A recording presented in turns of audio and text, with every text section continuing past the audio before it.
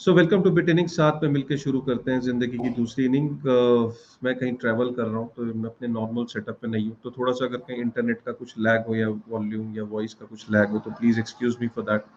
थोड़ा सा हो सकता है आपके लिए इरिटेटिंग हो, लेकिन that's it. I mean travel भी करना पड़ता है, जगहों पे भी जाना पड़ता है, कुछ अपने पर्सनल कामों से, कभी प्रोफेशनल कामों से। बट आज का शो इंटरेस्टिंग है क्योंकि आज हम काफ़ी जो गहराई वाले मुद्दे हैं उन पे बात करने वाले हैं। एक्चुअली में जो ब्रिजेस है, आपने देखा होगा कि जो फाइनेंस का जो पीछे इतनी बड़ी वल्नरेबिलिटी हुई, 100 बिलियन US डॉलर जो है वो वाइप आउट हो गए। तो बाइनेंस की ब्लॉकचेन है कोई, कई लोगों को लगता है बाइनेंस की एक्सचेंज है कोई, और मीडिया ने उसको एक्सचेंज हैक बोला, कई लोगों ने उसको ब्लॉकचेन हैक बोला। ना ही एक्सचेंज है कोई, ना ही ब्लॉकचेन हैक हुआ। जो हुआ वो क्या हुआ, एक तो उसकी डिटेल में आपको ये वीडियो समझना चाहिए। क्या ऐसी चीज फ्यूचर में होगी, ये आपको समझना चाहिए।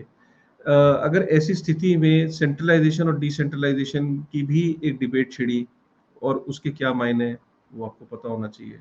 और उसके बाद जो कॉस्मोस के साथ हुआ अभी, क्या वो भी इसी चीज का पार्ट था, ये आपको पता होना चाहिए। तो ये जो जो फिलोसफिकल डिबेट्स हैं सेंट्रलाइजेशन और डिसेंट्रलाइजेशन के बीच की, उसके बीच में बाइनेंस कहाँ पे खड़ा होता है, क्या उसका फ्यूचर है, ये सारी चीज़ों को, इन इन सब चीज़ों को हम डिस्कस करने की कोशिश करेंगे। And thank you very much यार गाइस।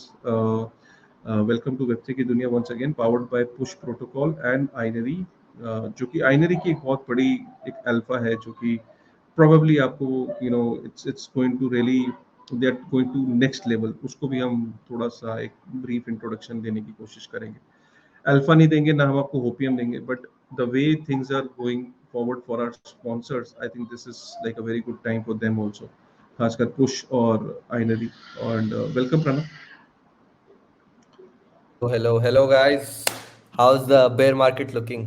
मैं तो बेयर मार्केट को बिडल मार्केट बोलता हूँ। और इतनी बिल्डिंग हो रही है, इतना डेवकॉन में 100 तरह के अनाउंसमेंट हुए कि I am even more excited now कि on the future of web3 and the Ethereum ecosystem in general.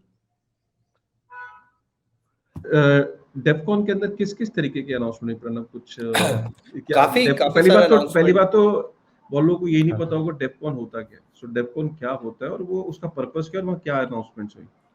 Right right, definitely उसको कवर करेंगे हम। हाँ, हमारे प्रोपोगेंडा के अंदर है कि डेवकॉन होता क्या है, इथेरियम का इतना बड़ा इवेंट क्यों और इतनी सारी अनाउंसमेंट्स क्यों हो रही हैं, और इथेरियम इंफ्रास्ट्रक्चर को लेके क्या क्या बातें हुई, सब कुछ हम डिस्कस करेंगे।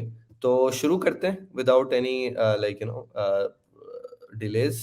So the first thing is कि आपको सबको पता होगा कि अभी ग्लोबल मार्केट्स पिटे हुए हैं, और ऑलमोस्ट ऑलमोस्ट हर तरह की एजेंसी दुनिया की जो है, गवर्नमेंट्स को छोड़ के, आईएमएफ हो गए, वर्ल्ड बैंक हो गया, हर तरह की रिपोर्ट में ऑलमोस्ट ये साबित हो चुका है that the recession is just around about the corner. Western Europe में सबसे बड़ा रिसेशन आएगा, अमेरिका में सेकंड सबसे बड़ा रिसेशन आएगा, and India might have some shakiness as well, but as not as much as these western european countries who have their winters around the corner, और उनको रशियन गैस खरीदनी पड़ेगी जिसके अंदर वो बहुत सारी चीजें आ रही हैं। तो recession is about the around about the corner.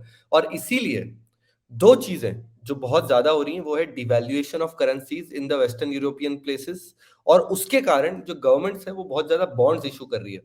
But वो बॉन्ड्स इतने ज्यादा इशू कर रही है कि सप्लाई एंड डिमांड में, सप्लाई बहुत ज्यादा बॉन्ड्स की हो गई है और डिमांड कम हो गई है। इंटरेस्ट रेट बढ़ गया है, interest rate of that bond has increased, and eventually जो वैल्यू उस बॉन्ड से मिलती थी उस करेंसी में, उसकी वैल्यू कम हो गई है क्योंकि करेंसी ही डिवैल्यू होने लग गई है। तो this is a very big concern, और उसी के कारण मतलब कुछ ऐसे तथ्य सामने आए हैं जो कि बहुत ही शॉकिंग है। ऐसा माना जा रहा है कि पिछले कुछ वीक्स में जितना वॉलेटाइल बॉन्ड्स हुए, bonds are the safest, one of the safest places to invest your money in. Indian government bonds भी हैं, वो भी बहुत ज्यादा सेफ तरीके होते हैं इन्वेस्ट करने के लिए।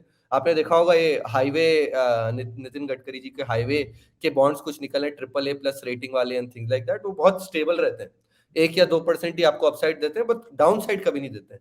But in the western European places and the Americas of the world बहुत ज्यादा फ्लक्चुएशन दिख रहा है बॉन्ड मार्केट के अंदर, बहुत ज्यादा फ्लक्चुएशन दिख रहा है शेयर मार्केट के अंदर। और ऐसा लग रहा है कि in a way like that the bond market and the share market are more volatile assets than Bitcoin and cryptocurrencies, which have just been here for like 7 or 8 years. तो काशिफ आपको क्या लगता है इस बात पे? जो क्रिप्टो को वॉलेटाइल एसेट बोलते थे, जो 20% 30% उसकी वैल्यू गिरती बढ़ती रहती थी, जिसके ऊपर बहुत लोग उसका मजाक भी उड़ाते थे। तो what do you think right now?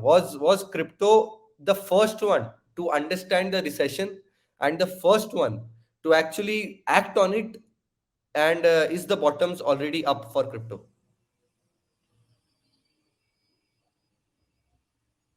आवाज नहीं आ रही, आप म्यूट पे हो। Guys, so first of all, you need to understand that we are already into recession. कोई इस बात को माने या ना माने, सरकार आपको, अमेरिका आपको ये कह सकता है। तो अब मैं अगर बोलूँ कि रिसेशन की शुरुआत, डेफिनेटली अमेरिका रिसेशन के अंदर है। आप ये देखिए, इनफैक्ट एक स्टैगफ्लेशन भी एक स्थिति होती है। अगर आप देखो, इतना रेट हाइक्स किए दबा के, मतलब कितना, आप देखो कि यूएस की हिस्ट्री में सबसे एग्रेसिव रेट हाइक्स अगर हुए तो ये रिसेंट पास्ट में जो उन्होंने रेट हाइक्स किए हैं, उसके बाद उन्होंने ये सोचा था कि हम रेट हाइक्स करेंगे और इन्फ्लेशन के ऊपर हम कंट्रोल पा लेंगे। जो लेटेस्ट सितंबर का नंबर आया है, वो ये दर्शाता है स्थिति को कि अमेरिका अभी कैच 22 सिचुएशन में पहुंच चुका है, जहां पे रेट हाइक्स का कोई भी असर पड़ता नहीं दिख रहा है इन्फ्लेशन के ऊपर।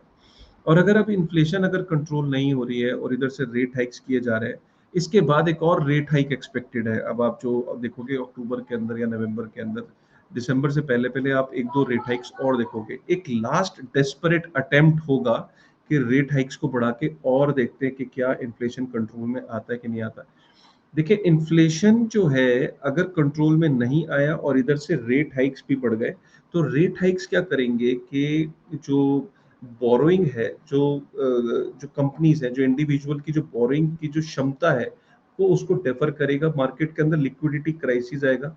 इधर से इन्फ्लेशन, अब चीजों की प्राइसेस बढ़ रहे हैं, और इधर से रिसेशन क्या करेगा कि मार्केट्स के अंदर जो कंपनीज है वो जॉब को कट डाउन करेंगी, कॉस्ट कटिंग करेंगी, अनएम्प्लॉयमेंट यहाँ पे बढ़ेगी। तो इधर से अनएम्प्लॉयमेंट बढ़ रही है, मतलब लोगों की इनकम कम हो रही है, कंपनीज की प्रॉफिटेबिलिटी कम हो रही है, कंपनीज की रेवेन्यू कम हो रही है, और इधर से इन्फ्लेशन बढ़ता ही चला जा रहा है। ये जो गैप है, ये एक डेंजरस स्थिति में ले जाएगा।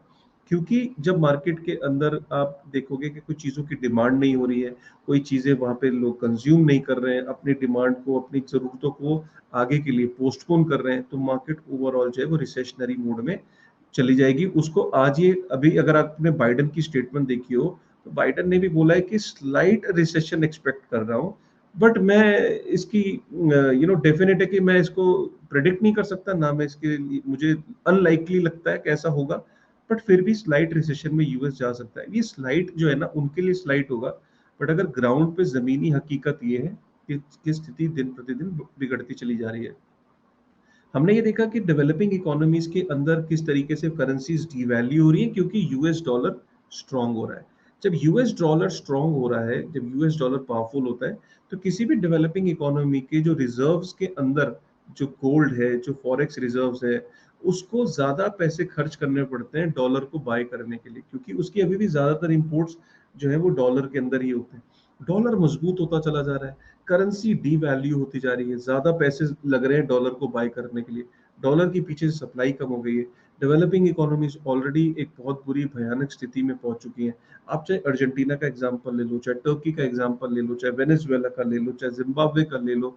अच्छा चलो, ये तो आपने सोचा होगा कि मैं ऐसी कंट्रीज की बात कर रहा हूँ। अच्छा चलो, अब आप यूके पे आ जाओ, डेवलप्ड इकोनॉमीज में आ जाओ, अब यूके में आ जाओ, आप जर्मनी में आ जाओ, आप यूरोप के अंदर आ जाओ, हर जगह जो है वो हाहाकार मचा हुआ है। अब आप सोच रहे हो कि सर आप हमें डराने की स्थिति डरा रहे हो, या ये वाकई में स्थिति बड़ी भयानक है। देखिए, अगर आप 2008 के क्राइसिस को देखो, 2008 के क्राइसिस में जो लीमन ब्रदर क्राइसिस हुआ था, उसके अंदर 5 ट्रिलियन यूएस डॉलर यूएस ने खर्चा किया था उस क्राइसिस से यूएस को उभारने के लिए। अब आप ये देखो कि ये जो क्राइसिस है, ये यूएस स्पेसिफिक क्राइसिस नहीं है, सिर्फ केवल यूएस स्पेसिफिक क्राइसिस नहीं है ये। इस टाइम ये जो क्राइसिस है, ये पूरी दुनिया में फैल चुका है। उसकी खास वजह ये है कि पूरी दुनिया ने पैसे को प्रिंट किया था। सिर्फ अमेरिका ही नहीं था जिसने इतने पैसे को प्रिंट किया था, अपने पीछे से मनी सप्लाई इंक्रीज की थी। इनफैक्ट पूरी दुनिया के अंदर लोगों ने कोविड से निपटने के लिए, सरकारों ने पैसे की एक्सेस प्रिंटिंग करी थी। और जो रशिया यूक्रेन की लड़ाई, किसी ने एक्सपेक्ट नहीं किया था कि कोविड के जस्ट इम्प्रूवमेंट की खबर आते ही, कि मतलब 1 मिनट को कोविड कंट्रोल में आया, और वैसे ही रशिया और यूक्रेन की लड़ाई ने पूरी दुनिया को एक अलग लेवल पे पहुंचा दिया। किसी ने एक्सपेक्ट नहीं किया था। अब आप सोच रहे होगे कि क्रिप्टो का चैनल है, वेब3 का चैनल है, तो शायद हम वेब3 की एडवोकेसी करने के लिए ये आपको डराने की कोशिश कर रहे हैं। अब अगर आप देख रहे होगे कि इन सारी स्थितियों का असर क्रिप्टो पे भी पड़ रहा है, क्या मैक्रो इन्वायरमेंट का क्रिप्टो पे फर्क नहीं पड़ रहा है? बिल्कुल पड़ रहा है। अब आप बोलोगे कि सर तो डिफरेंस क्या है, why we are trying to explain. हम सिर्फ ये कहने जा रहे हैं, जो ये कहना ये चाह रहे हैं इस पूरी स्थिति में, कि अगर कोई लॉन्ग टर्म प्लेयर है, कोई ऐसा प्लेयर है, आप में से कोई ऐसा इन्वेस्टर है जो ये समझता है कि यार जो करंट स्थिति बन रही है इसमें से हम उबर पाएंगे कि नहीं। अमेरिका ने कभी नहीं सोचा था कि हम इतने एग्रेसिव रेट हाइक्स के बाद इन्फ्लेशन को कंट्रोल नहीं कर पाएंगे। उन्होंने 100% सोचा था कि हम इतने रेट हाइक्स के बाद एक लेवल पे इन्फ्लेशन को ले आएंगे। ऐसा होता दिख नहीं रहा है यार। ऐसा होता यूरोप में भी नहीं दिख रहा रेट हाइक्स के बाद। तो ये जब रेट हाइक्स के बाद चीजें कंट्रोल नहीं हो रही, तो क्या ये स्थिति इंप्रूव हो पाएगी? आई डोंट नो, मैं इकोनॉमिस्ट नहीं हूं, लेकिन मुझे ये पता है कि मुझे अपनी सेफेस्ट बेट लेनी है। अगले 3-4 साल में अगर स्थिति और खराब होती है, तो कौन से वो एसेट्स हैं, कौन सी वो चीजें हैं जहां से मैं इस रिस्क को, ये जो स्थिति बन रही है, ये जो अनसर्टेनिटी बन रही है, इसको मैं किस तरीके से हेज कर सकता हूँ। तो अगर आपकी बिटकॉइन के प्रति अंडरस्टैंडिंग है, आपकी इथेरियम के प्रति अगर अंडरस्टैंडिंग है, आपकी इस इकोसिस्टम में जो जो ब्लू चिप्स हैं, जो कंपनीज हैं जो कि अच्छा करेंगी फ्यूचर में, जो जो कि आपके रिस्क को हेज कर सकती है, राइट, तो आपको क्या ये स्ट्रेटेजी अपनानी चाहिए? ये वेब3 की दुनिया से आपको कन्विक्शन मिलता है कि हाँ वो कर सकते हैं या नहीं कर सकते, स्थिति किस तरीके से इवॉल्व हो रही है। लेकिन ये डेफिनेट है कि प्रणब बिल्कुल सही कह रहा है कि स्थिति इस टाइम जो है कोई खास स्थिति बनती हुई नहीं दिख रही पूरी दुनिया में। Every asset is a volatile asset other than US dollar. या no no doubt about that. It's just that दुख की बात यह है कि यूएस डॉलर स्ट्रांग हो रहा है, दुनिया में परेशानी बढ़ रही है, अमेरिका का डॉलर स्ट्रांग हो रहा है, पूरी दुनिया अमेरिका के डॉलर पे डिपेंडेंट थी, अमेरिका को फर्क नहीं पड़ रहा है इतना, ठीक है। और पूरी अगर आप देखो फर्क अमेरिका में उसका इफेक्ट है, नो डाउट, लेकिन उनकी करेंसी स्ट्रांग होती जा रही है, लेकिन पूरी दुनिया में उन लोगों की करेंसीज, कंट्रीज की करेंसीज डीवैल्यू होती जा रही है। ये भी सोचने वाली बात है कि ये सेंट्रल पॉइंट ऑफ फेलियर है एक तरह से, कि यूएस ने हरकतें करी, यूएस ने अपने लोगों को पैसे बांटे, उसके कारण दुनिया को रिसेशन में आना पड़ा। तो उसको लेके काफी कुछ ये ऑयल कॉरपोरेशन जो है ना, सऊदी अरेबिया उसको कुछ बोलते हैं, they have a big thing, वो लोग आपस में डिस्कस कर रहे हैं। पहले सऊदी अरेबिया एक्सक्लूसिवली सिर्फ और सिर्फ डॉलर में ही पेट्रोल बेचता था, तो उसको लेके एक्सक्लूसिवली डिस्कशन हो रहा है कि अब डॉलर की जगह क्या रूबल्स हो सकते हैं या कोई और करेंसी हो सकती है। तो these are a few things which like are being discussed. और मैं बोलूंगा कि आपको एक बार ये एक वीडियो देखना चाहिए जिसका नाम है चेंजिंग वर्ल्ड ऑर्डर। तो उसमें बताया गया है कि दुनिया में एक पर्टिकुलर नेशन के पास कभी भी पावर अनलिमिटेड नहीं होती है। इनिशियली इंडिया के पास पावर थी, इंडिया के पास नालंदा यूनिवर्सिटी थी, इंडिया के पास रिसोर्सेज थे। Eventually that power shifted to the western European places like Portugal and England and the London in general, जिन्होंने रूल किया वर्ल्ड को। और फिर वो वर्ल्ड वॉर 2 के बाद अमेरिका के पास चले गई। देर आर सिग्निफिकेंट इवेंट्स जिसके कारण पावर चेंज होती है from one particular geography to another. और ये एक सिग्निफिकेंट इवेंट हो सकता है जिसके बाद अमेरिका से पावर कोई और पर्टिकुलर जगह पे जाए। चाइना इज अ प्रोस्पेक्टेड प्लेस जहाँ पे पावर जा सकती है, but the world will see what will happen. But however काफी इंटरेस्टिंग सिनेरियोज बन रहे हैं। डेफिनेटली रिसेशन की प्रॉब्लम हो सकती है, but you always need significant events for significant change in the world, and I think the world is ready for another change. ये मेरा बहुत ऐसे ऊपर ऊपर से मायना है। ऐसा नहीं हुआ कि यूएस पूरी तरह से धराशायी हो जाएगा और खत्म हो जाएगा, बट देर आर लोगों को दिख रहा है कि प्रॉब्लम क्या है यूएस डॉलर को इंटरनेशनल करेंसी बनाने में। तो हमने क्योंकि मैक्रो के बारे में बात करी और उसका क्रिप्टो के ऊपर इम्पैक्ट को समझा कि अब क्रिप्टो मेरे ख्याल से शुरू में ही इतना गिर गया था कि अब वो काफी स्टेबल हो गया है, while other share market and the bond markets are falling like crazy. उसके बाद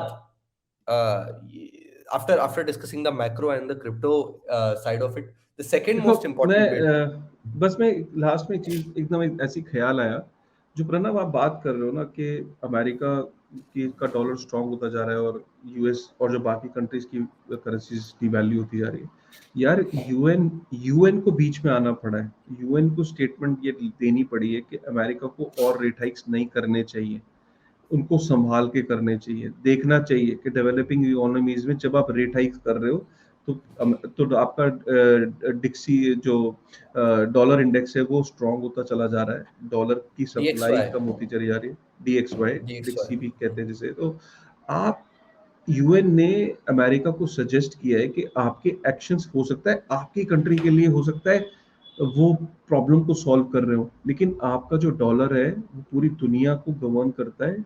काफी सारे ऐसे अफ्रीकन नेशंस हैं, डेवलपिंग इकोनॉमीज हैं, आपके एक्शंस की वजह से बर्बादी की राह पे जा रहे हैं।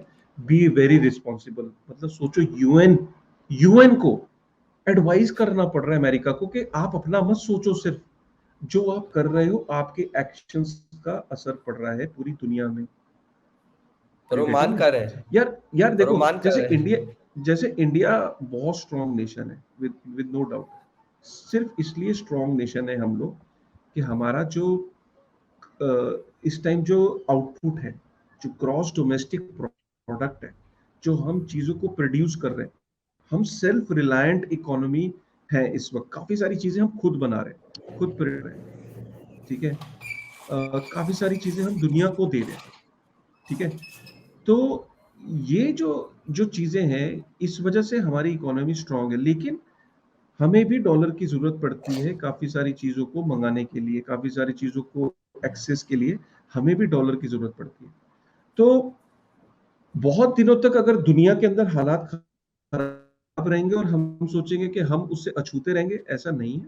अल्टीमेटली ग्लोबल इकोनॉमीज है, हम तो मजबूत है, लेकिन काफी सारे ऐसे देश हैं जो अफ्रीका के अंदर हैं, जो एशिया के अंदर हैं, जिनके हालात दिन प्रतिदिन खराब होते चले जा रहे हैं। तो इसलिए जो प्रणव ने बात बोली ना कि ऑर्डर वर्ल्ड ऑर्डर चेंज हो सकता है, प्रणब ने एक बात बोली, वर्ल्ड ऑर्डर चेंज डेफिनेट हो सकता है जब इतनी बड़ी एक आदमी की, एक इंसान या एक कंट्री की वजह से सबकी लग रही होगी तो क्या होगा। सब यूनाइट हो जाएंगे और उस पर्टिकुलर एंटिटी और चीज को रिप्लेस कर देंगे किसी दूसरे नए वर्ल्ड ऑर्डर से। वो रूबल भी हो सकता है, वो चाइना की करेंसी भी हो सकती है, वो इंडिया भी हो सकता है, व्हाई नॉट इंडिया। आईएनआर भी हो सकता है, आपका गोल्ड हो सकता है, वापस गोल्ड स्टैंडर्ड, वापस सारी कंट्रीज मिलके ही बोले गोल्ड स्टैंडर्ड पे जाना है।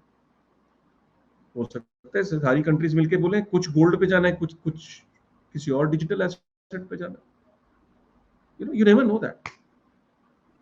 बिल्कुल, there are prospects on that. Moving forward with after the macro level changes in the world, जो सबसे बड़ा concern है वो ये है कि first of all, October has been the biggest hacking month of all times since crypto existed. $570 million of BNB chain का एक हैक प्रोस्पेक्ट हुआ था उनने, वो तो कुछ चीजें कर ली उसके कारण 100 मिलियन का हो गया। उसके अलावा एक दो और NFT मार्केट प्लेसेस हैं जिनकी ट्रेजरीज हैक हुई। तो October has been a horrendously bad month for crypto hacks in the world.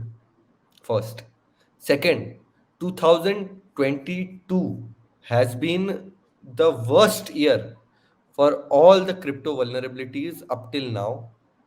दूसरी बात, और तीसरी, 70% of all the hacks that have happened in crypto have happened on bridge hacks. ठीक है, ये आपको मैंने एक सबसे पहले एक बड़ा वो दे दिया। अब थोड़ा सा बाइनेंस चेन में क्या हुआ था उसको डिस्कस कर लेते हैं। ठीक है, याद रखना जो थर्ड पार्ट बोला था कि 70% of all hacks in crypto have been bridge hacks. ठीक है, in terms of value, in terms of number नहीं, इन टर्म्स ऑफ वैल्यू। यानी 100 रुपए का अगर हैक हुआ तो 70 रुपए का हैक सिर्फ और सिर्फ ब्रिज हैक ही हुआ है।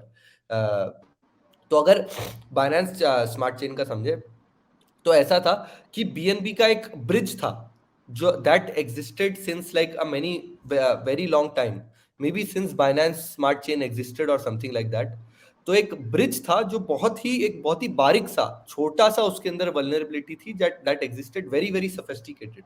ठीक है, और उस वल्नरेबिलिटी को एब्जॉर्ब करके एक हैकर ने $570 million ऑफ बीएनबी टोकन्स जो थे वो हैक कर लिए। और जैसे ही उसने हैक करे, उसको समझ आ गया कि बीएनबी चेन एक सेंट्रलाइज चेन है, तो वो लोग बीएनबी चेन को स्टॉप कर सकते हैं, उसको रोल बैक कर सकते हैं, जिससे उसके बीएनबी चेन का ट्रांजैक्शन वगैरह जो है वापस नॉन फाइनलिटी के ऊपर चले जाएगा। तो व्हाट ही डिड इज, उसने $570 मिलियन का हैक किया और जल्दी से जल्दी उसने कोशिश की कि ये जो बीएनबी चेन के पे मेरे को एसेट मिल गए, उसको फटाफट में दूसरी चेन्स के ऊपर डालूं, इथेरियम के ऊपर डालूं, आर्बिट्रम के ऊपर डालूं, ऑप्टिमिज्म के ऊपर डालूं। ऐसा करते करते उसने $100 मिलियन का जो था वो वैल्यू एक्सट्रैक्ट कर लिया आउट ऑफ बीएनबी चेन। बाकी $470 मिलियन का बाइनेंस स्मार्ट चेन को जैसे ही पता चला, उनने बीएनबी चेन को बंद किया, अपने 27 वैलिडेटर्स को कन्विंस किया कि भाई ये $570 मिलियन का इतना बड़ा हैक है कि बीएनबी टोकन जो है वो 0 पे आ जाएगा। तो आप लोग फटाफट पीछे जाओ। और what people did is they the validators of the BNB chain, they stopped the BNB chain, they rolled back the chain so that जितना भी वैल्यू बचा था $400 मिलियन को वो बचा सके। अब इसमें कुछ लर्निंग्स है हमारे लिए, ठीक है, मैं आपको थोड़ा बता देता हूँ इसमें लर्निंग्स क्या है। फर्स्ट ऑफ ऑल ये है कि self custody is very hard. खुद के पास अपना पैसा रखना बहुत मुश्किल है, लेजर के ऊपर अपना पैसा रखना बहुत मुश्किल है, एक्सचेंज के ऊपर पैसा रखना बहुत आसान है, ठीक है, first of all. Second biggest thing is, second biggest problem and that has been around is that अगर बीएनबी चेन सेंट्रलाइज नहीं होती तो ये $570 मिलियन का एक सबसे one of the biggest hack हो जाता आफ्टर रोनिन चेन, और ये पैसे वापस नहीं आ पाते। और थर्ड सबसे बड़ी चीज ये है कि अगर ये पैसे नहीं वापस आ पाते तो BNB would not have existed. So some kind of centralisation as of now, while we don't have secure proof bridges and ways to make cryptography work in the bridging ecosystem of the blockchain, might not be bad। वैसे तो पूरा ही खराब है अगर आप side chain चला रहे हो तो और दो वैलिडेटर्स के साथ चल रहे हो तो, but because of this incidence, क्योंकि वो $400 मिलियन बचा पाए, तो ऐसा आप बोल सकते हो कि बीएनबी जो चेन है वो भी एक तरह से एक एक्सचेंज है जिसमें जिसमें आप पैसे डालते हो, चीजें करते हो, अगर कुछ गड़बड़ हो गया तो वो जो चेन है, अगर कुछ बड़े वॉल्यूम का गड़बड़ हो जाता है तो वो जो चेन है वो रोल बैक करके आपकी मदद कर सकती है। So this is the whole phenomena, और this was also a bridge hack. Ronin chain was a bridge hack, Nomad chain was a bridge hack. तो ये जो ब्रिजिंग प्रॉब्लम है इथेरियम इकोसिस्टम के अंदर वो बहुत प्रिडोमिनेंट है, और मैं ये बोलूंगा जब तक साइड चेन्स एग्जिस्ट करेंगी, जब तक L1 to L1 bridging ecosystem exist करेगा, तब तक ये प्रॉब्लम आती रहेगी और बढ़ती रहेगी। और यही क्वेश्चन मैंने संदीप भाई से भी पूछा था कि Ethereum security is not Ethereum security. 5,000 जो उसके वैलिडेटर में उसकी सिक्योरिटी नहीं है, उसके 5,000 validators plus the bridges that exist between it and Binance smart chain, it and polygon, it and Solana is a part of its security. और उसकी अपनी प्रॉब्लम्स हैं, क्योंकि वो जो ब्रिज है वो 9 on 5 मल्टीसिग के द्वारा सिक्योर है, वो 10 वैलिडेटर्स के द्वारा सिक्योर है, and that is the weakest link, and the weakest link is the biggest problem in the security of any particular infrastructure in IT world। तो this remains a big problem, और उसका answer भी है मेरे पास, वो मैं बाद में दूंगा, but I would want Kashif to comment। या देखिए, हमने पहले भी ये कवर किया था कि जो बाइनेंस चेन है या और जितनी भी जो चेन्स है वो कहीं ना कहीं सेंट्रलाइज है। सेंट्रलाइजेशन का मतलब ये होता है कि मैं आपको एक एनालॉजी देता हूँ और आप उस एनालॉजी से समझेंगे। 1 मिनट को ऐसा समझते हैं, एक हैकर था, ठीक है, और उस हैकर ने क्या करा कि स्टेट बैंक ऑफ इंडिया का एक अकाउंट हैक करा, ठीक है, और बहुत मोटी रकम उसने हैक करी। अब उसने क्या करा, उसने कहा यार स्टेट बैंक ऑफ इंडिया से मैं क्या करूं। उसने स्टेट बैंक ऑफ इंडिया से Oriental Bank of Commerce, Canara Bank, उसने HDFC Bank, Axis Bank, Kotak Mahindra Bank, Dena Bank, उसने उसने 60-70 बैंक के अंदर, इंडिया के सारे बैंक्स के अंदर थोड़ा थोड़ा पैसा ट्रांसफर करने लगा। रात को सब सो रहे थे, सुबह को वो जगे 4 बजे जो है, पता लगा बैंकिंग प्रणाली को कि यार बहुत बड़ा कुछ हैक हुआ है आरबीआई में, और आरबीआई जगा। आरबीआई ने रातों रात सारे बैंक्स को एक मैसेज भेजा कि जितने पैसे तुम्हारे यहाँ पे आए हैं, और सारे बैंक्स को बोला कि अकाउंट्स को फ्रीज कर दो। और अकाउंट्स को फ्रीज करके जितना भी पैसा आया उसे रोल बैक कर लो। हैकर जितना पैसा एटीएम से निकाल पाया कैश, ठीक है, उतना उसके पास आ गया जो उसने कैश में निकाल सका। वो भी उसको ढूंढा जा रहा है कि 100 बिलियन वो कैश लेके कहाँ भागा, और बाकी जो पैसा है वो अकाउंट्स के अंदर फ्रीज हो गया। और वो सारे के सारे बैंकों ने आरबीआई के डायरेक्शन पे बहुत अच्छे से काम किया। तालियां बजाओ, तालियां। अरे भाई, मैं बैंक की बात नहीं कर रहा हूं, मैं बाइनेंस की बात कर रहा हूं। आप सिर्फ बैंक को हटा के बाइनेंस कर दीजिए, आपको पता लग जाएगा कि इस एग्जांपल में सिर्फ बैंक को हटा के बीएनबी को डाल दीजिए, आपको समझ में आ जाएगा गेम क्या है। समझ गए बात को? देखो यार, मैं आपको फिर बताना चाह रहा हूं कि बिटकॉइन ने डिसेंट्रलाइजेशन का एक बेंचमार्क क्रिएट किया। उसने एक वो उस लेवल पे पहुंच गया, उससे किसी चीज को कंपेयर करना भी गलत है कि यार ये बिटकॉइन जैसा नेटवर्क है। बिटकॉइन जैसा नेटवर्क कोई हो ही नहीं सकता, हो ही नहीं सकता। और अगर कोई ये क्लेम भी करता है ना कि हम बिटकॉइन की तरह डिसेंट्रलाइज है, तो वो सरासर डे वन पे उस टोकन से निकल जाइए। वो टोकन स्कैम है। जो ये क्लेम करता है कि वो बिटकॉइन की तरह डिसेंट्रलाइज है, वो स्कैम है, वो दुनिया का सबसे बड़ा झूठ है। उस टोकन को इमीडिएटली सेल कर दीजिए अगर उसके फाउंडर ने ये ट्वीट किया।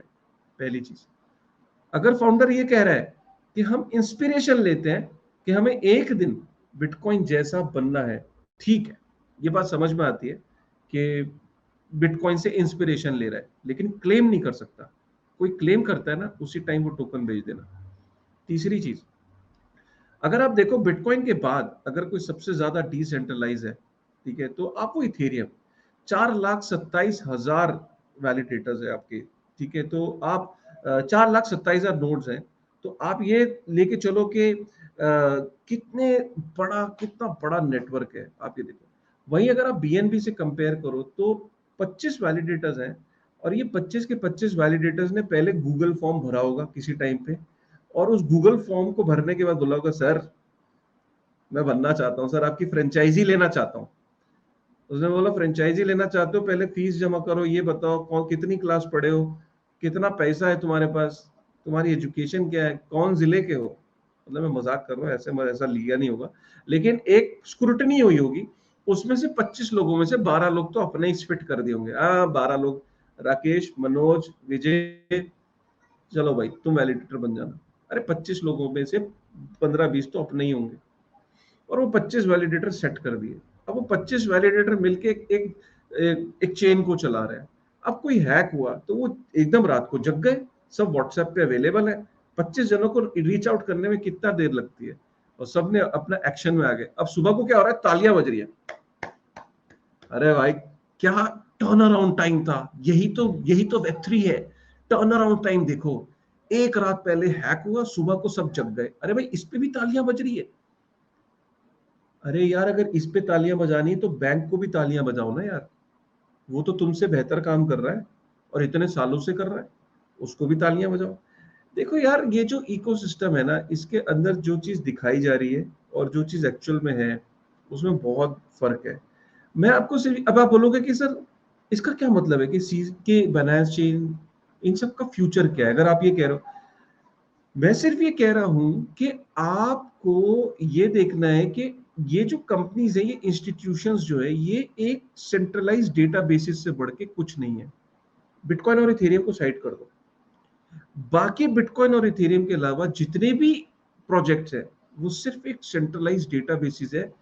लेकिन जो एग्जिस्टिंग सेंट्रलाइज्ड सिस्टम्स है, सेंट्रलाइज्ड नेटवर्क है, उनसे ऊपर है। क्लियर हो गया? जो एग्जिस्टिंग नेटवर्क है उनसे ऊपर है। और जो डिसेंट्रलाइजेशन यहां है, तो ये मिडिल पाथ है, ये बीच में है। अब इस बीच में कुछ ज्यादा डिसेंट्रलाइज होंगे, कुछ कम डिसेंट्रलाइज होंगे। अब आपको ये चूज करना है कि जो मेरा एग्जिस्टिंग सेंट्रलाइज सिस्टम है और डिसेंट्रलाइजेशन का सिस्टम है, उसके बीच में ये कहीं फॉल करते हैं। अब इनके अंदर क्या आपको पूरे जीवन की कमाई डाल देनी है? बिल्कुल नहीं। ये जो मेरे को दिखते हैं ना, एक्सआरपी आर्मी, बीएनबी का सोल्जर, कडानो का सिपाही, और कौन सा है भाई, ये जितने आते हैं ना अपने भाले उठा के, ये भाले उठा के आते हो, तुम बर्बाद हो जाओगे। मैं आज बोल रहा हूं, अगर तुमने ये बीच वालों का, डिसेंट्रलाइजेशन और सेंट्रलाइजेशन के बीच वालों का अगर भाला उठाया या उनके सिपाही बने, बर्बाद हो जाओगे, लिख लेना। क्यों? क्योंकि तुमने अपने जीवन की कमाई एक सेंट्रलाइज डेटाबेस में डाल दी है। अभी तुम्हें पता नहीं है, जब सेंट्रल बैंक्स हैं, जेपी मॉर्गन, गोल्डमैन सैक, ये लोग भी अभी सेंट्रलाइज ब्लॉकचेन जब लेके आएंगे, अपने अपने नेटवर्क, गूगल लाएगा, फेसबुक लाएगा, माइक्रोसॉफ्ट लाएगा, अमेजॉन लेके आएगा। अभी तुम्हें पता क्या है, अभी गेम तो शुरू भी नहीं हुई है। जब ये लोग अपना सिस्टम लेके आएंगे जिनके पास ऑलरेडी एक नेटवर्क इफेक्ट है, फिर क्या होगा? फिर आप कहोगे अरे सर, मैं आपको एक ऑप्शन दूंगा, यार तुम गूगल को चूज करोगे या बाइनेंस को चूज करोगे? मैं आज आपको बता रहा हूं, आधी जनता ना गूगल पे शिफ्ट हो जाएगी। क्यों? भाई, नेटवर्क इफेक्ट है, और जो नई जनता है ना, उसको गूगल पे आज भी ज्यादा विश्वास है। ठीक है? तो पर इसीलिए मैं आपको कह रहा हूं कि ये जितने अटैक्स हुए, ब्लॉकचेन हैक नहीं हुई है। फिर मैं आपको बोल रहा हूं, ब्लॉकचेन हैक नहीं हुई है, लेकिन जो ब्लॉकचेन को रोका गया, चाहे वो सोलाना, अरे मैं सोलाना का नाम तो भूल ही गया था, सॉरी यार। तो जो ये ब्लॉकचेन को रोका गया, उसको स्टॉल किया गया, जैसे सोलाना को 8 बारी किक मारी गई है, रीस्टार्ट बटन दब रहे हैं, चाबी लगा के शुरू किया जा रहा है, बंद किया जा रहा है। ये कुछ नहीं है, जैसे मैंने आपको एनालॉजी दी ना बैंक्स की, ये वही सिस्टम है। पर एक चीज हमें समझना जरूरी है कि वो, मतलब actually the problem is that we don't have trustless bridges, right? और उसके कारण काफी सारे हैक्स हो रहे हैं। और अगर हमारे पास होगा कि ट्रस्टलेसली, परमिशनलेसली हम सिस्टम और इकोसिस्टम को चला पाए, तो till then these kind of ecosystems that exist are not a bad option. नहीं, देखो, बैड ऑप्शन और गुड ऑप्शन के बीच में, प्रणव, मेरा एक मानना है कि अगर कल को सरकार का प्रेशर आया बीएनबी चेन पे, यार इधर आना, वो 2011 में ना एक ट्रांजैक्शन हुई थी यार, जरा, ठीक है, और ये वाला जो एड्रेस है ना, इसके जितने भी एसेट है, या ये वाली जो कंपनी है ना, ये चाइनीज है, इसके जितने भी एसेट है तुम्हारे यहाँ पे इस एड्रेस के, इधर फ्रीज कर देना, फ्रीज कर देना जरा इसके। तो Right. बाइनेंस का जो सीजी है ना, वो ये नहीं कहेगा नहीं नहीं नहीं, नहीं सर, मैं डिसेंट्रलाइज हूं, I just can't do it. That is not going to happen यार। वो कर देगा। अरे, उसके ऊपर जरा सा प्रेशर आया, उसने एक्सचेंजेस को केवाईसी कर दिया, उसने शुरू शुरू में तो नॉन केवाईसी रखा, उसके ऊपर जरा सा बटन दबा, उसने सब केवाईसी कर दिया। भाई, मैं सीजी की यहाँ पे वो नहीं कर रहा, मैं ये कह रहा हूँ सीजी ले लो, चाहे तुम कोई और सुलाना ले लो, चाहे तुम कडानो ले लो, चाहे तुम कोई ले लो, ये जितने लोग पार्टियों में दिखते हैं ना, ये एक रात के अंदर प्रेशर के सामने सरेंडर कर देते हैं, कर देंगे सरेंडर। फिर तो ये इकोसिस्टम ऐसे ग्रो नहीं होने वाला है जब तक ये सेंट्रलाइजेशन का इकोसिस्टम है। ये समझ के चलो। देखो, अब आप बोलोगे अरे सर, तो हम करें तो करेगा, आप कंफ्यूज हो रहे होगे मेरी बातों से। मैं आपको बताता हूँ फ्यूचर क्या होने वाला है। फ्यूचर होने वाला है डिसेंट्रलाइजेशन, जैसे बिटकॉइन और इथेरियम। इथेरियम भी, बाय द वे, इसके ऊपर भी काफी डिबेट आजकल चल रही है, क्योंकि ओएफएसी मतलब कंप्लायंट ट्रांजैक्शन का जो शेयर है वो बहुत ज्यादा बढ़ गया है। तो वो डिबेट अलग है, किसी और दिन के लिए रखते हैं। फ्यूचर होने वाला है बिटकॉइन, इथेरियम, और उसके बाद आएंगी ये बाकी चेन्स। जो बाकी चेन्स है, ये बेटर सिस्टम्स हैं then the existing centralise system. मैं फिर कह रहा हूं, ये बेटर है। तो इनके साथ जो ब्रांड्स हैं वो कोलैब इसलिए करेंगे क्योंकि कंप्लायंट इकोसिस्टम होंगे। ये आपको डिसेंट्रलाइज नॉन कंप्लायंट इकोसिस्टम नहीं कहला पाएंगे, ये कंप्लायंट इकोसिस्टम होंगे। और इन कंप्लायंट इकोसिस्टम के साथ एग्जिस्टिंग कंपनीज काम करना पसंद करेंगी। जैसे फॉर एग्जांपल पॉलीगॉन के साथ आप देखो, बहुत सारी कंपनीज काम कर, ठीक है। और ऐसी कल को आप सुलाना और इनकी बीडी टीम होती है, बिजनेस डेवलपमेंट टीम्स होती हैं, जो ब्रांड्स के साथ कोलैब करके ब्रांड्स को अट्रैक्ट करेंगे अपने इकोसिस्टम में लाने के लिए। तो फ्यूचर ये है कि एग्जिस्टिंग कंप्लायंट सिस्टम, जैसे प्रणव ने एक बात बोली, बात को जब ये खत्म कर रहा था अपनी, तो प्रणव ने बोला कि क्या चीज बोली प्रणव ने, कि हाँ, फिर ये बेटर ऑप्शन है, जब तक ब्रिजेस नहीं हो पाती तब तक ये वाला जो सिस्टम है स्टिल अ बेटर ऑप्शन, के हम थोड़े से सेंट्रलाइजेशन है तो ठीक है। तो ये एग्जैक्टली मैं यही कहना चाह रहा हूँ कि ब्रांड्स बोलेंगे ठीक है यार, हमारी गेम यहाँ खराब नहीं होगी, चीजें कंट्रोल में है, things can be sorted out in case of eventualities. Bitcoin और इथेरियम में ऐसा नहीं होता है। वहां एक बारी चीज हो गई तो अमर हो गई। You cannot stop that network, you cannot reverse that network. ये मेरा पॉइंट है।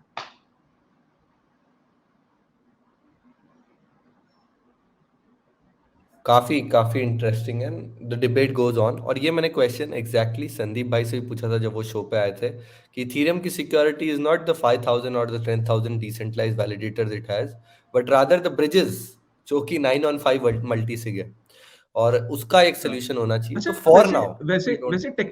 वैसे टेक्निकली प्रणव, ब्रिजेस के अंदर इशू क्या होता है? What is the problem with the bridges, bridges? So हम किसी दिन ब्रिजेस को मैकेनिकली या टेक्निकली समझेंगे। दो चीजें होती हैं, मैं थोड़ा सा रफली बता दूं। एक स्टेट रूट कॉन्ट्रैक्ट होता है जो इथेरियम पे होता है, और एक कॉन्ट्रैक्ट होता है जो उस पर्टिकुलर चेन के ऊपर होता है, और उन दोनों के बीच में वैलिडेटर, एक तरह से उसका सिक्योरिटी, इथेरियम की सिक्योरिटी, उस फॉर एग्जांपल पॉलीगॉन की सिक्योरिटी आपस में काम करती है, और इधर से उधर जो एसेट्स हैं वो ट्रांसफर होते हैं, और उन ट्रांसफर्स को अप्रूवल जो होता है वो देते हैं कुछ लोग। पॉलीगॉन के केस में 9 on 5 मल्टीसिग उसको देता है अप्रूवल, ठीक है। और 9 on 5 में से सपोज अगर 5 वॉलेट अगर घूम गए या किसी ने हैक कर लिए, तो सारे के सारे एसिड्स ब्रिज हो सकते हैं पॉलीगॉन के इथेरियम से, और फिर तहलका मच सकता है, and that is the biggest vulnerability that exist. उसके अलावा smart contract code of the state root contract that exist on Ethereum और on Polygon is also a big vulnerability. कितना भी ऑडिट कर लो, स्मार्ट कॉन्ट्रैक्ट्स में प्रॉब्लम्स रहती हैं। This is the second problem, and the third biggest problem is कि inherently Ethereum is a single chain operating operation systems, जबकि जो कॉस्मोस है या फिर ये जो अलग अलग तरीके वो ऐप चेन्स है, वो डिफरेंट डिफरेंट राउटर्स बने हुए हैं। Ethereum was initially made to be a layer one chain जिसके ऊपर सब कुछ होगा, शार्डिंग होगी, सारा का सारा एप्लीकेशन डेवलपमेंट होगा, तो वो इनहेरेंटली ब्रिजिंग के लिए बना ही नहीं है, और उसके कारण बहुत सारी प्रॉब्लम्स आ जाती हैं, जिसको अब चेंज करने की कोशिश की जा रही है जीके ईवीएम ब्रिजेस के द्वारा, लेयर जीरो प्रोटोकॉल्स के द्वारा, and things like that. But I would still say कि लाइक कॉस्मोस इसमें काफी आगे, IBC has some vulnerabilities, but they are not as major as Ethereum bridges जो बनते हैं, और उनकी जो वल्नरेबिलिटीज होती हैं। Harmony, BNB, Nomad are just 3 और 4 एग्जांपल्स जो मैं आपको दे रहा हूँ, जो बिलियन मतलब रोनिन चेन, मतलब मिलियंस ऑफ डॉलर्स, अब up and above of $300 million के हैक हुए उसके अंदर। तो इनहेरेंट जो नेचर है इथेरियम का, वो ब्रिजिंग के लिए बना नहीं है। तो that is the main problem that is causing the whole issue. और लाइक उसके बारे में कॉकी होने की जरूरत नहीं है, कॉकी एज इन ज्यादा घमंडी होने की जरूरत नहीं है। आज आपके साथ हुआ है, कल अगर आपने कोई साइड चेन बनाई तो उसके साथ हो सकता है।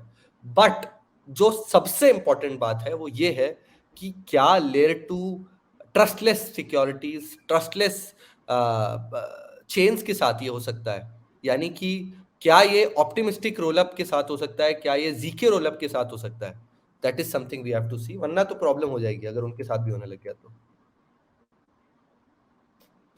This is like the whole crux, पर मैं किसी दिन बहुत डिटेल में आपको समझाऊंगा। और आपने एक और स्पेसिफिक बात करी, वो ये थी कि Ethereum as of now is censorship, not very censorship resistant. उसको लेके बहुत सारी डिबेट्स अभी चल रही हैं, है ना। जैसा कि आपने बोला कि ओफैक कंप्लायंट ब्लॉक्स की एक प्रॉब्लम चल रही है। 50% से ज्यादा जो इथेरियम नेटवर्क है वो सेंसरशिप के अंदर आ चुका है, और उसी की बहुत ज्यादा बात डेफकॉन के अंदर हो रही थी। डेफकॉन में 3 सबसे बड़े टॉपिक थे, जीके, सेंसरशिप एंड EIP 4844, ठीक है। तीनों टॉपिक थे, तीनों को हम कवर नहीं करेंगे। एक को हमने थोड़ा सा टच किया, उसको भी फ्यूचर में आगे जाके कवर करेंगे। पर 2 चीजों को कवर करेंगे। फर्स्ट ये है कि डेवकॉन क्या है, और दूसरा जीके की क्या बातें हुई डेवकॉन के अंदर। तो डेवकॉन का 6th एडिशन था ये। डेवकॉन इज इथेरियम्स फेस्टिवल, एक तरह से आप मान लो तो, यानी कि इथेरियम के बारे में सब कुछ बताया जाता है इसके इसके अंदर। And this conference has existence since 2016 या 17। जर्मनी शायद, if I am not wrong, Europe में कोई जब इथेरियम पहली बार लॉन्च हुआ था लाइव, तो डेवकॉन के अंदर ही लाइव हुआ था। And since then this has been going wild. तो this is like one of those kind of conferences जो कि सब लोग जाते हैं, जहाँ पे उनको इथेरियम का फ्यूचर आपको पता चलता है। और ये ईथ इंडिया, ईथ लिस्बन, कोई भी टोकन 2049 से कई बड़ी कॉन्फ्रेंस होती है। इथेरियम इकोसिस्टम, इथेरियम फाउंडेशन के द्वारा ऑर्गेनाइज्ड ये कॉन्फ्रेंस होती है। And everybody is looking forward to that. मेरा वीजा रिजेक्ट हो गया था इसलिए मैं बोगोटा नहीं जा पाया, वरना आपको लाइव कवरेज देता मैं वेब3 की दुनिया में कि what happened in ETH like DevCon Bogota.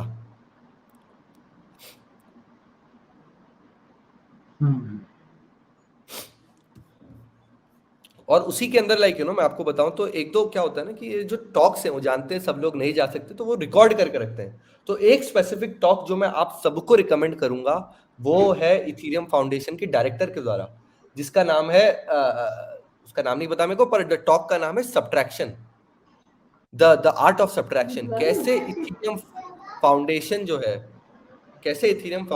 है वो इथीरियम से कई गुना छोटा हो गया है। यानी इथीरियम फाउंडेशन जो है वो एक बहुत बड़ी ऑर्गेनाइजेशन होती थी इथीरियम के अंदर।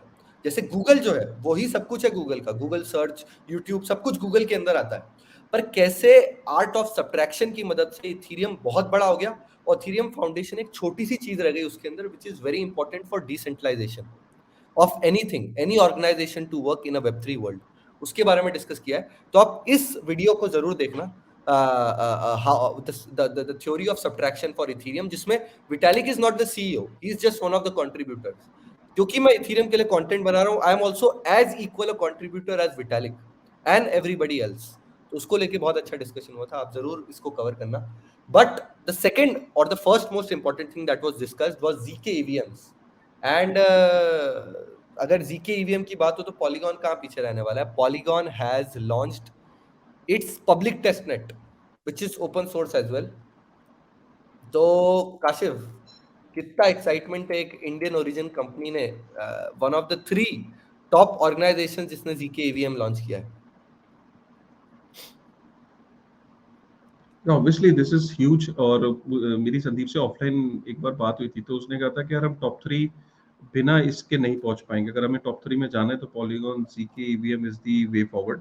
एंड आई थिंक ये बहुत बड़ी अचीवमेंट है कि बड़े शॉर्ट टाइम के अंदर ही has been able to do this. In fact अगर पॉलीगॉन को अब नेक्स्ट लेवल पे अगर जाना है और the kind of brands that are collaborating with Polygon और जिस तरीके का जो ट्रैक्शन उसके ऊपर हो रहा है, I think this is the next step forward. I think this is great.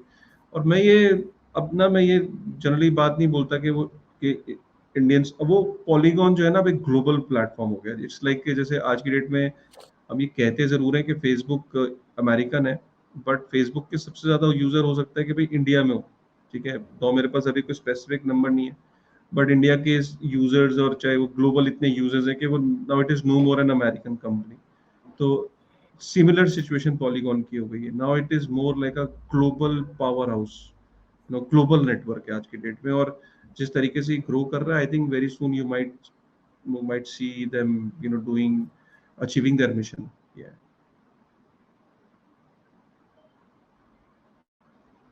Definitely, but ZK EVM wars are tightening up even more. आपने ETH CC के अंदर देखा कितनी प्रॉब्लम हुई थी, मतलब कितनी कितनी सारी अनाउंसमेंट हुई थी ZK EVM को लेके कि हम भी ला रहे हैं, हम भी ला रहे हैं, हम भी ला रहे हैं, सब लोग एक साथ बोल रहे थे।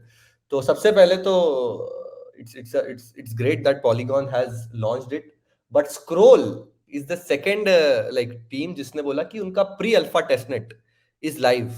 Scroll is another ZK EVM जो बहुत क्लोज है EVM compliance और EVM compatibility के, जिसमें opcode problems नहीं आएंगी। तो they are the second team to also launch ZK EVM alpha pre alpha testnet। तो जैसे ही आप देखो जैसे ही पॉलीगॉन ने ZK EVM लाइव किया, स्क्रोल ने भी प्री अल्फा टेस्टनेट लाइव कर दिया और ZK सिंक ने एक स्टेप आगे जाके ये बोल दिया कि 20 दिन बाद मेननेट आ रहा है। तो this is like really huge. और मैं बहुत सारी टीम्स को जानता हूं जो ZK EVM जो ZK सिंक का है उसके ऊपर आने वाली है। तो this is gonna be an interesting war. But जो ZK समिट हुई थी डेवकॉन के जस्ट पहले, उसमें विटालिक ने एक स्पेसिफिक बात बोली थी कि यही पर्टिकुलर कम्युनिटी है जिसने टुगेदर या फिर कैसे भी कॉम्पिटिटिव स्पिरिट में ZK को इतना आगे बढ़ा है, जीरो नॉलेज को इतना आगे बढ़ा है। 1980s से जीरो नॉलेज एग्जिस्ट करता था, पर इतना rapid usage of zero knowledge circuits and their practical implementations were not possible before this। So I think it's a big kudos to the whole team for making such a kind of updation in the whole thing, and zero knowledge are the future of everything. मेरे ख्याल से आपको जो future में loan मिलेंगे ना, अभी आपको सब कुछ बताना पड़ता है बैंकर को, फ्यूचर में आपको कुछ नहीं बताना पड़ेगा, आप सिर्फ जीरो नॉलेज की मदद से आपको लोन येस या नो होगा, आपकी आइडेंटिटी आपको रिवील नहीं करनी पड़ेगी, प्राइवेसी बहुत इंपॉर्टेंट हो जाएगी फ्यूचर में जाके, जो कि सब कुछ इंटरनेट पे होगा और वो जीरो नॉलेज के बिना नहीं हो सकता, जो कि क्रिप्टो एडवांस कर रहा है, तो वॉच आउट फॉर दिस। तीसरी सबसे बड़ी चीज जो आने वाली है फ्यूचर में, मतलब 2024 तक आएगी, वो ये है लेयर 3। अब आप बोलोगे यार अभी तक लेयर 2 समझ नहीं आया, तो लेयर 3 क्या है? लेयर 3 आर इंडिविजुअल चेन्स जो लेयर 2 के ऊपर अपना सिक्योरिटी प्रूफ सबमिट करेगी, जो इन रिटर्न लेयर 1 के ऊपर अपना सिक्योरिटी प्रूफ सबमिट करेंगे। तो they are like app chains जो कि सेंसरशिप रेजिस्टेंट नहीं होंगी। ऐसा हो सकता है कि गूगल अपना खुद का एक लेयर 3 लॉन्च करे आर्बिट्रम पे या स्टारक्वेयर के ऊपर। तो these are the kind of things. और जीके सिंक ने ऑलरेडी लेयर 3 टेस्टनेट लाइव कर दिया है 2023 के फर्स्ट हाफ में, वो उसको ऑलरेडी लॉन्च कर देंगे। तो crazy layer wars are happening around the. एक लास्ट चीज मैं कवर शायद करता इसलिए कि हूँ ब्लॉकचेन हमेशा लेयर्स में स्केल अप करती है, मतलब लेयर्स में लेयर बेस लेयर, फिर उसके बाद लेयर्स बनती रहती करेक्ट करेक्ट। तो एक चीज आपको ये समझने वाली ये बात है कि मॉड्यूलर ब्लॉकचेन का जो फ्यूचर है वो बहुत ज्यादा प्रोस्पेक्ट लग रहा है। Modularity in the blockchain ecosystem, जिसके अंदर सिक्योरिटी एक चेन देगी, एग्जीक्यूशन एक चेन देगी, डेटा अवेलेबिलिटी तीसरी चेन देगी, वो बहुत इंटरेस्टिंग लग रहा है और हम काशिफ और मैंने इसको डिटेल में डिस्कस किया है। तो I think if you learned it then you know it already.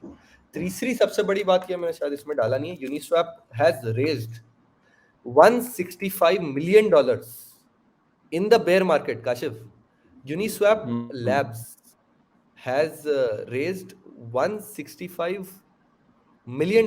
इसमें दिख नहीं रहा है। तो anyways, Uniswap Labs has raised $165 million at a valuation of $1.6 billion. Uniswap is a protocol, ठीक है? उसके अंदर Uniswap Labs is one of the core contributors. They have raised $165 million in the bear market. ये बताता है DeFi कितना evident होने वाला है in the future as well. Past में तो हुआ ही 2020 के अंदर, पर फिर से जब बुल मार्केट आएगा तो शायद वो DeFi के साथ ही आएगा। Absolutely, even I think so. DeFi 2.0. चलो यार, I think amazing Sponsors. show. And once again, अगर आप if you can share the screen, Pranav, then I can just talk about them. And so guys, हमारा जो पहला जो sponsor है वो है, हमेशा से जो टाइटल स्पॉन्सर हमारा डे वन से, वो है पुश प्रोटोकॉल। और इसका नाम पहले EPNS होता था, अब ये पुश प्रोटोकॉल के नाम से, द कम्युनिकेशन प्रोटोकॉल ऑफ वेब3। तो इन्होंने इनफैक्ट एक वॉलेट टू वॉलेट, एक डिसेंट्रलाइज चैट सिस्टम और वीडियो कॉल भी आप कर सकते हो wallet to wallet. Already 17.7 million notifications भेजी जा चुकी है, 60,000 से ऊपर यूजर्स हैं, 100 से ऊपर चैनल्स जो हैं, डैप्स हैं, वो उनके साथ they have created a channel जहाँ से आप नोटिफिकेशन ले सकते हो। $1 मिलियन से ऊपर का ग्रांट है। और सबसे बड़ी बात है कि अब वॉलेट टू वॉलेट आप चैट कर सकते हो, और सिर्फ चैट ही नहीं, आप वीडियो कॉल भी कर सकते हो। अब सपोज करो आपका ENS डोमेन है vijay.eth, और अब आप बात करना चाहते हो pranav.eth। pranav.eth से सिर्फ आप चैट ही नहीं, pranav.eth से आप वीडियो कॉल भी कर सकते हो। This is a massive development. In fact इसके लिए हम हर्ष को चैनल पे लेके भी आएंगे। और दूसरा हमारा है आइनरी की आप इस वीकेंड तक मतलब they have some very good news that is coming up, and I think Inery is trying to solve the problem of decentralized database management. They are decentralizing it already। इस टाइम जो databases है वो सारे के सारे centralized हैं, चाहे MongoDB है, चाहे और जो systems हैं वो सारे के सारे centralized हैं। और Web3 का इकोसिस्टम एक centralized इकोसिस्टम के ऊपर बन तो सकता है, लेकिन बहुत समय तक survive नहीं कर पाएगा, retain नहीं कर पाएगा, and this is not the right way of doing it. So probably Inery realized it, and they are making it possible कि where they are decentralizing the databases। यहाँ पे आप इनकी साइट पे जाओगे तो आपको comparisons भी मिलेंगे, सब चीजें मिलेंगी। What they are doing right now is they are trying to convince the companies, big corporations around the world,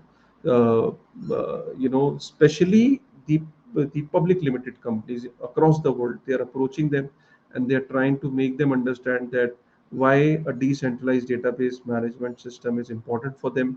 And I think going forward, we'll have some good news, and we'll also try and do a Twitter space with these guys. So that's it.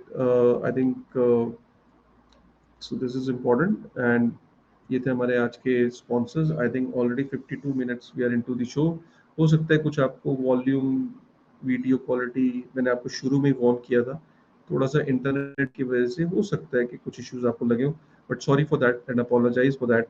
But show को जारी रखना हर हफ्ते commitment बताता है. हम लोग committed हैं, हर हफ्ते में 2 बारी शो मिनिमम आई थिंक हम करना चाहते हैं. इसीलिए हिंदुस्तान के अंदर आज तक कोई भी ऐसी सीरीज नहीं है जिसने 50 वीडियो से ऊपर क्रॉस किया हो. ये अपने आप में एक कमिटमेंट शो करता है. हम ऑलरेडी अगर आप देखें तो 77 आवर्स का कंटेंट बना चुके हैं.